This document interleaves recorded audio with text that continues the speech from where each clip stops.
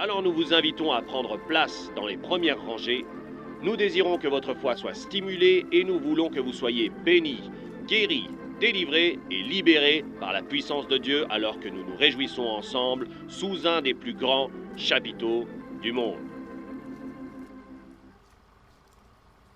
Et maintenant, mesdames et messieurs, c'est pour moi un plaisir de vous présenter l'homme que Dieu a puissamment oint d'un ministère de miracles, avec un sermon qui vous apportera aide, bénédiction et délivrance, l'homme de Dieu de foi et de puissance, révérend A. Allen. Gloire à Dieu. Vous êtes heureux aujourd'hui? Si vous êtes heureux, dites Amen. Croyez-vous tout ce qu'il y a dans ce vieux livre noir? Tous ceux qui croient, tout ce qui est écrit dans ce livre, dites Amen. Très bien, je vais vous lire un passage des Écritures, et si vous y croyez, je veux que vous disiez Amen encore. Soyez saints, car je suis saint. Revenez à votre bon sens et ne péchez pas. En voici un autre. Car le péché n'aura pas de pouvoir sur vous. Croyez-vous cela? Savez-vous ce que ça veut dire? Ça veut dire que le péché ne vous battra, vaincra ou dominera pas si vous réclamez les promesses de Dieu. Soyez saints comme Dieu est saint. Comment? En réclamant les promesses de Dieu. Abandonnez le péché. Comment? En résistant au diable et en croyant que la puissance de Dieu peut vous garder. Qui croit qu'il peut le faire?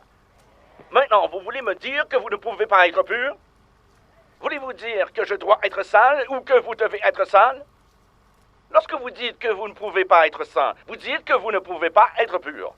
N'est-ce pas le sang de Jésus qui nous purifie? N'est-ce pas le sang de Jésus qui nous rend purs? Alors, si vous pouvez être purifié par le sang, vous pouvez être saint. Et le Seigneur ne nous commanderait jamais, dans 1 Pierre 1,16, d'être saint, à moins que ce ne soit possible pour nous d'accomplir sa volonté. Quelle sorte de Dieu servez-vous s'il vous commande de faire une chose sans vous rendre capable d'obéir à ce commandement? Parce que la Bible dit que si nous l'aimons, nous allons garder ses commandements. Amen. Écoutez-moi. C'est un commandement primordial. Que diriez-vous de rester pur et de mener une vie sainte, de raisonner sainement et de penser à ce qui est saint? Ma Bible dit il a aussi souffert pour nous, nous laissant un exemple pour que nous puissions suivre ses traces. C'est 1 Pierre 2, 21. Et quelles sont ces traces? La suite du texte dit qu'il n'a pas péché. Et il ne s'est point trouvé de fraude dans sa bouche. Maintenant, je sais que ceci n'est pas un enseignement que la plupart des gens reçoivent habituellement dans les églises. La tendance moderne d'aujourd'hui est de vous dire que tout le monde pêche tout le temps. Que nous sommes dans ce monde et que nous devons être des participants de ce monde. Mais ce n'est pas ce que Jésus dit. Il dit dans le 5e chapitre d'Éphésiens, le 26e verset, que l'Église se lèvera pour être éternellement avec lui. Nous serons sans tache, sans ride, ni rien de semblable, mais elle sera sainte et sans défaut.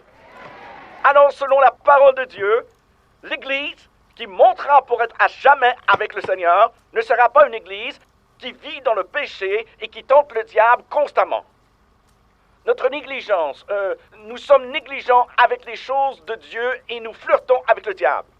Comme certains le disent, c'est un dur travail de vivre la vie chrétienne, mais ce n'est pas ce que la Bible dit. Ma Bible dit, prenez mon joug sur vous et apprenez de moi, car mon joug est doux et mon fardeau est léger. Oh, mais quelqu'un dit, frère Allen, c'est très difficile de vivre pour Dieu. C'est un mensonge du diable. Le joug est doux et le fardeau est léger. Je vais vous dire ce qui est difficile. C'est quand vous essayez de marcher avec une main dans la main de Jésus et que vous tenez la main du diable en même temps. Ma Bible dit, le chemin des transgresseurs est ardu. Je vais vous dire pourquoi ça semble difficile pour certains de vivre pour Dieu. Ils essaient de s'accrocher à Dieu et de s'accrocher au diable. Je vais vous dire ceci, c'est énormément difficile de faire ça. Vous allez devoir lâcher l'un ou l'autre. Vous ne pouvez pas tenir les deux en même temps. Ce qui fait que c'est difficile, c'est parce que vous êtes un transgresseur. Le chemin d'un transgresseur est ardu. Mais quand nous réclamons les promesses de Dieu, notre cœur change. Parce qu'Ézéchiel 36, 26 dit « Je vous donnerai un cœur nouveau. Et un esprit nouveau, je mettrai en vous. Je mettrai mon esprit en vous et je ferai en sorte que vous suiviez mes ordonnances et que vous gardiez mes commandements.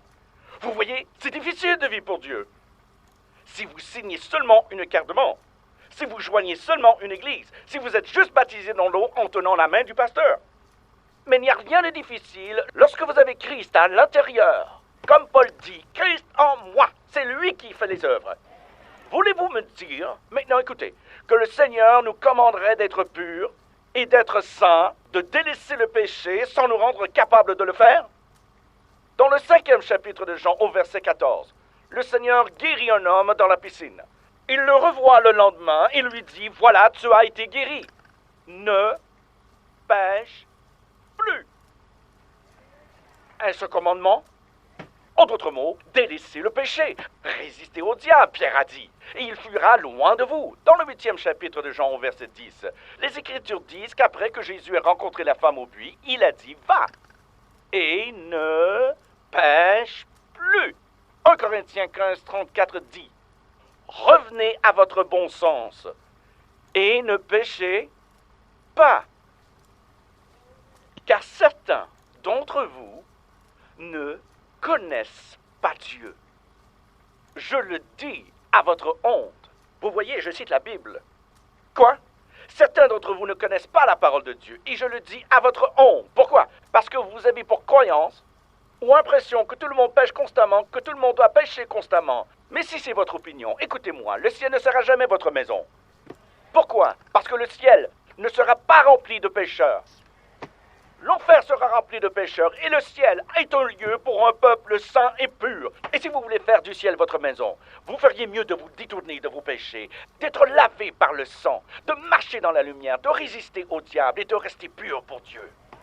Vous pensez pouvoir le faire? Je vous dis que si vous ne le faites pas, vous ne ferez jamais du ciel votre maison. Et vous allez devoir croire cela avant de pouvoir parvenir aux choses dont Dieu parle. J'aimerais que chacun penche la tête maintenant. Je vais prier pour chaque pécheur qui m'entend prêcher maintenant.